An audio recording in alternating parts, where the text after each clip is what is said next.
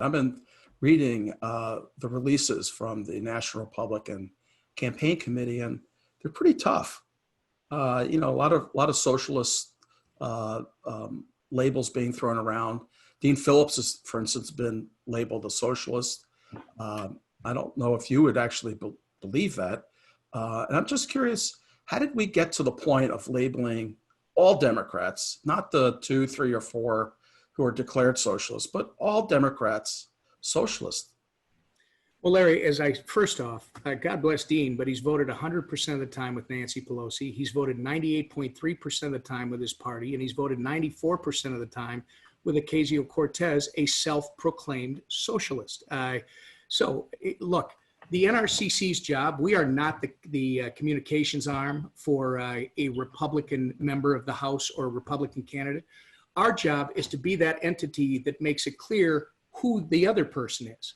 And you know what, when you run on being bipartisan, when you run on being a problem solver, when you're not willing, and I had this conversation, you can ask Dean, because I do like Dean. I had the conversation with him directly. I said, my grandfather was a Democrat. He told me once that I couldn't be Catholic and be Republican because he was the only kind, loving, compassionate resident of his community because he was the only Democrat. I love the man.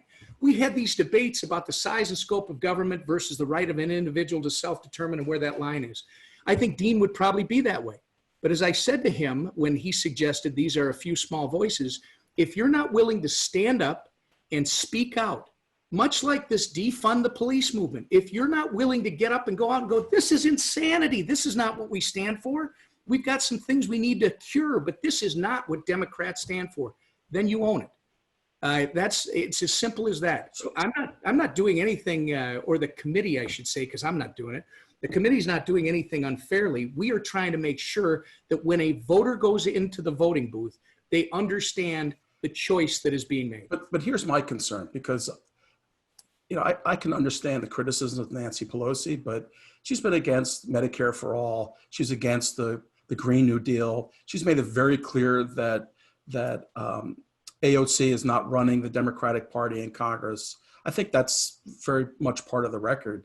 But when you introduce the phrase socialism, and you start labeling candidates socialist, what worries me is the Democratic side, which might conclude we've got to start labeling Republicans racist or fascist or some other.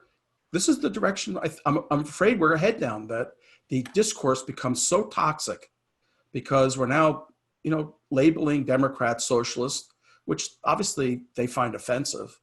And I understand the committee is going to do things to sharpen the choice and help voters understand where Democrats are. And Democrats may conclude, okay, we're playing with sharp elbows. We're going to play that way too. Wow. Does that worry you? Well, Larry, you make it sound as though the Republicans are doing something, have made this up. I would never do that. The Democrats themselves announced in November the socialists have arrived. They're the ones that use the term. Ocasio-Cortez, Ayanna Pressley. No, I want to finish this one because you're making it sound as though we just out of whole cloth decided we were going to call somebody something. It is the socialists that have in fact got voting cards. They're the ones who call themselves that. They're the ones who have taken over the agenda on the House Democrat Party. That's the agenda. There's 2 members of the House who have declared themselves to be part of the socialist movement in the United States. We've seen the Democratic leadership make very clear they are not following that direction. I've not seen Dean Phillips or Angie Craig come out and make any statements that would lead you to believe that they're socialists. So, and then you're looking at these 4, first-year representatives. And as you know, in the House, if you are not in the leadership and if you're just starting, you're not calling the shots for anything. I think they disagree with you on that a little bit, but you're talking about for the agenda.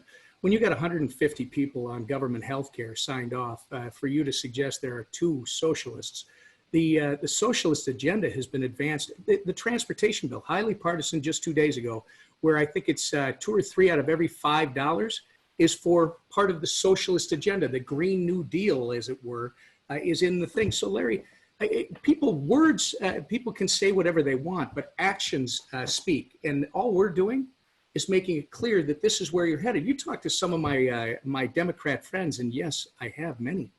They will tell you, as I've talked to one of them in particular in this state, I said, you understand, they're not here for us. They're here to clean out my grandfather's Democrat Party and remake it in their image. Ocasio-Cortez and that band within the Democrat Party, they're running primaries against anyone across the country. In fact, Elliot Engel, a great representative from New York and the chairman of the House Foreign Affairs Committee, probably is going to lose his primary debate. But you're making my point, which is you've got a small number of socialists who are just starting out their career, and they are in battle with the Democratic Party. So, let's leave this because clearly we have a little different opinion. I would just say that might be for that cup of coffee at Keys.